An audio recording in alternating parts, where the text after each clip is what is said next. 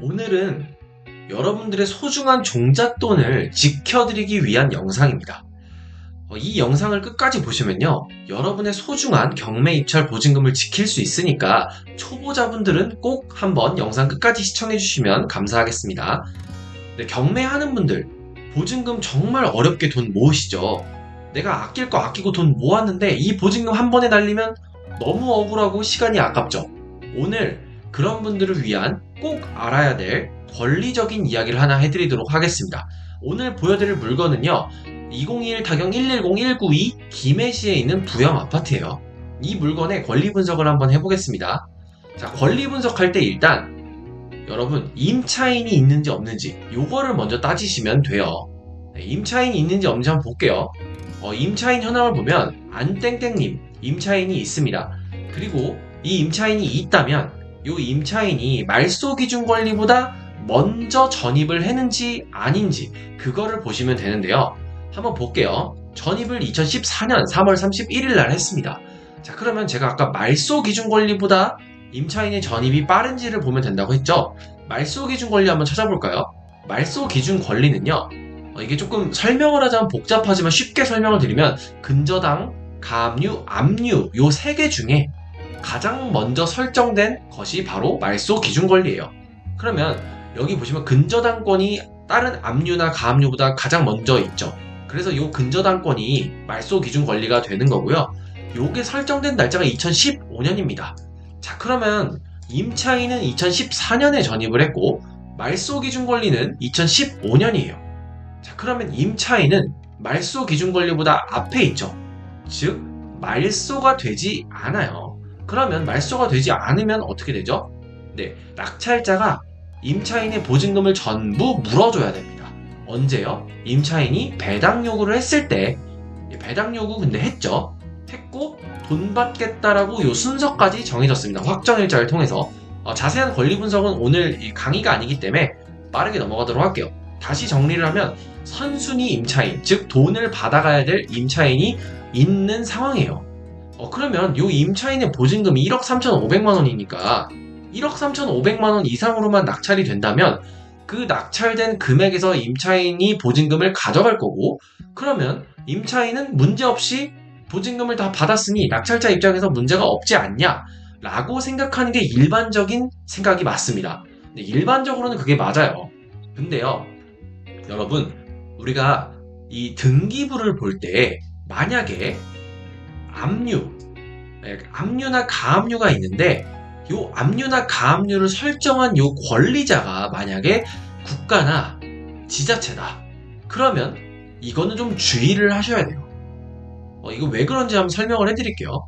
여기 보시면 지금 김해시, 의창구청장 요 두 개는 나라죠. 지자체죠. 요 두 개가 압류를 설정했습니다. 그러면 한번 생각을 해볼게요. 김해시가 개인의 부동산에 압류를 설정할 일이 뭐가 있을까요? 네, 맞습니다. 바로 세금이에요, 세금. 요 세금을 김해시한테 내야 되는데 요 채무자가 이 세금을 내지 않은 거죠. 그래서 이 세금을 받으려고 김해시에서는 요 부동산에 압류를 거는 겁니다. 이 받아야 될 세금을 바로 우리가 당해세라고 합니다.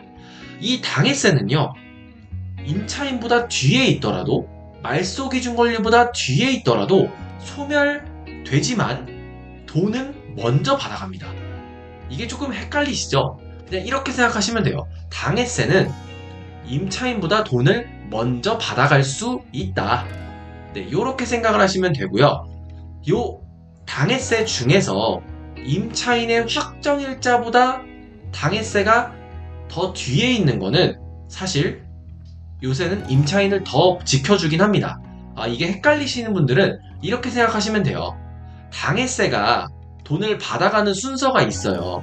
당해세도 돈을 받아가는 순서를 설정합니다. 그걸 바로 우리가 법정기일이라고 해요.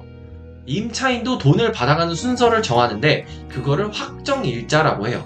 그럼 이 두 개를 비교해서 만약에 임차인의 확정일자가 당해세의 법정기일보다 빠르면 그 임차인의 보증금은 지켜집니다. 근데 만약에 이 당해세의 법정기일이 더 빨라요. 확정일자보다 더 먼저 있어요. 그러면 당해세가 무조건 돈을 먼저 받아간다는 거예요. 당해세가 말소기준 권리보다 뒤에 있더라도요. 이거 이해 안 가시는 분들은 그냥 쉽게 이렇게 생각하시면 돼요. 당해세는 임차인보다 돈을 먼저 받아갈 수도 있다. 이렇게 이해를 하시면 됩니다. 자, 그러면 여기 보시면 김해시가 지금 어쨌든 말소기준 권리보다 뒤에 있어서 사실은 원래 신경을 안 써도 되는데, 김해시라는 요 시청에서 받아야 될 돈은 보통 당해세이기 때문에 이게 만약에 먼저 배당이 됐다면 임차인의 보증금보다 먼저 배당이 될 수 있겠죠. 그러면 만약에 이 금액이 좀 커요. 그래서 낙찰 금액으로 요거를 다 배당을 해도 요 당해세가 해결이 안 된다고 한번 해볼게요. 그러면 우리는 요 임차인의 모든 보증금 1억 3,500만 원을 전액 인수해야 합니다. 왜 그러죠? 우리는 일단 선순위 임차인의 보증금은 다 지켜줘야 되는데 우리가 낸 낙찰금으로 요 선순위 임차인의 보증금을 한 푼도 배당을 안 해줬기 때문이에요. 당해세 때문에 그렇죠. 당해세 때문에. 당해세가 먼저 받아갈 수 있는 상황이 된다면 그렇게 된다는 거예요. 자, 그러면 언제 당해세가 요 금액을 먼저 받아가고 당해세의 금액은 얼마인가? 이거를 확인하면 되겠죠? 그러면 우리가 안전하게 입찰을 할 수 있잖아요. 그런데 정말 아쉽게도 경매에 설정된 이런 압류들은 금액이나 그 법정 기일에 대해서 정보를 공개하지 않습니다. 우리가 경매 집행관님한테 물어보고 또 이해관계자들한테 물어본다 하더라도 사실 이게 우리한테 알려줄 의무가 없어요. 그렇기 때문에 일단 초보분들을 위해서는, 보증금을 지키기 위해서는 이 당해세, 즉 시청이나 구청 혹은 나라에서 설정한 압류가 있을 땐요 과감하게 패스하시는 걸 추천을 드리고요. 만약에 나는 조금 조사를 통해서 이걸 경쟁률이 낮게 내가 단독으로 좀 입찰을 해보고 싶다, 이런 분들을 위해서, 지금까지 영상을 봐주신 분들을 위해서 제가 꿀팁 하나 알려드리고 오늘 영상을 종료하도록 할게요. 자, 이 김해시가 설정된 요 압류 금액 어떻게 알아내냐면 요 임차인 있죠, 안땡땡님, 요 분을 찾아가는 거예요.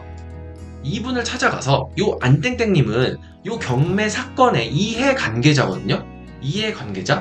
이해관계자는요 이 압류 금액을 우리가 정보를 요청을 할 수가 있어요. 법정에 요청을 할 수도 있고요, 아니면은 김해시에 물어볼 수도 있습니다. 왜냐하면 이해관계자니까요. 그러면 요 임차인이 만약에 우리를 위해서 이 정보를 요청해준다면 우리는 요 금액을 알 수 있겠죠. 그러면 우리는 요 금액만큼 먼저 배당이 되고 그 다음에 보증금이 배당되니까 그만큼 우리는 입찰가를 낮게 적으면 됩니다. 네, 바로 2013년 1월 25일 날 낙찰받은 이땡땡님, 요 분도 아마 그런 케이스일 거예요.